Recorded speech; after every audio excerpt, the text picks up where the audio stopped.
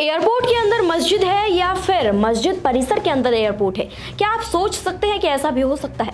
दरअसल कोलकाता के नेताजी सुभाष चंद्र बोस अंतर्राष्ट्रीय हवाई अड्डे के दिल में खड़ी 130 साल पुरानी बैंकड़ा मस्जिद एक बार फिर राष्ट्रीय बहस के केंद्र में है।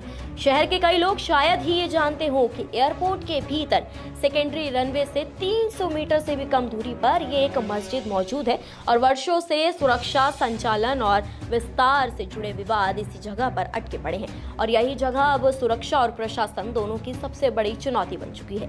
विवाद उस समय दोबारा भड़का जब पश्चिम बंगाल बीजेपी अध्यक्ष समेक भट्टाचार्य ने नागरिक उड्डयन मंत्रालय के जवाब को सार्वजनिक किया। मंत्रालय ने साफ स्वीकार किया है कि मस्जिद की मौजूदगी सेकेंडरी रनवे के संचालन को प्रभावित करती है और आपात स्थितियों में रनवे का पूरा उपयोग नहीं हो पाता है। सेकेंडरी रनवे का थ्रेशहोल्ड 88 मीटर पीछे खिसकाना पड़ता है, यानी संकट की स्थिति में, मुसीबत में रनवे पूरी तरह से इस्तेमाल में नहीं लिया जा सकता। वहीं बीजेपी आईटी सेल के अमित मालवीय ने इसे वोट बैंक की राजनीति बताते हुए ये गंभीर सवाल उठाया कि क्या यात्रियों की सुरक्षा को तुष्टीकरण की भेंट चढ़ने दिया जाएगा।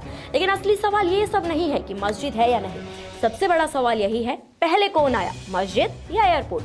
और इतिहास कहता है पहले गांव था, फिर मस्जिद बनी और उसके करीब 3 दशक यानी 30 साल बाद आया एयरपोर्ट। इतिहास बताता है कि यह मस्जिद 1890 के दशक में बनी थी, यानी एयरपोर्ट के अस्तित्व में आने से दशकों पहले। 1924 में जब ब्रिटिश सरकार ने दमदम में एयरड्रोम बनाया, तब ये इलाका एक छोटा सा गाँव था। बाद में एयरपोर्ट का विस्तार हुआ, गाँव को खाली कराया गया, लेकिन मस्जिद को उस समझौते के चलते नहीं हटाया गया जो 1960 के दशक में किया गया था। तब से यह मस्जिद एयरपोर्ट के ऑपरेशनल क्षेत्र के अंदर ही बनी हुई है। दशकों में कई बार मस्जिद को नई जगह शिफ्ट करने की कोशिशें हुई, लेकिन हर प्रयास मुस्लिम समुदाय के विरोध के कारण अटक गए। 2003 में रनवे मोड़ने का विकल्प सामने आया। 2019 में सुरंग बनाकर ऊपर टैक्सी ट्रैक तैयार करने का प्रस्ताव भी आया, लेकिन सुरक्षा कारणों से अनुमति नहीं मिल पाई। 2023 में नमाजियों के लिए एयरपोर्ट के संचालन क्षेत्र के बीच से गुजरने वाला बस वॉकवे शुरू किया गया, लेकिन इससे सुरक्षा सवाल और गहरे हो गए। सबसे गंभीर मुद्दा यही है, मस्जिद के कारण रनवे का 88 मीटर हिस्सा इस्तेमाल नहीं हो पाता। प्राइमरी रनवे किसी कारण बंद हो जाए तो सेकेंडरी रनवे पूरी क्षमता के साथ इमरजेंसी लैंडिंग को संभाल नहीं पाता। रोजाना 50 से 60 और जुम्मे को 250 तक लोग मस्जिद में आते हैं और इतने संवेदनशील क्षेत्र में आम लोगों का प्रवेश विमानों की सुरक्षा के लिहाज से एक बड़ा जोखिम माना जा रहा है। इस विवाद ने एक और चिंताजनक पहलू उजागर किया है, कोलकाता एयरपोर्ट का घटता कद। कभी देश का तीसरा सबसे व्यस्त एयरपोर्ट आज 6ठे स्थान पर पहुंच गया है। विशेषज्ञ कहते हैं कि विस्तार कार्यों में लगातार देरी और उसी विस्तार के बीच खड़ी ये मस्जिद कोलकाता एयरपोर्ट की प्रगति के रास्ते का एक अहम अवरोध बन चुकी है। एयरपोर्ट अथॉरिटी, केंद्र सरकार, राज्य सरकार और स्थानीय समुदाय चारों की सहमति के बिना इस गतिरोध का समाधान लगभग इम्पॉसिबल है।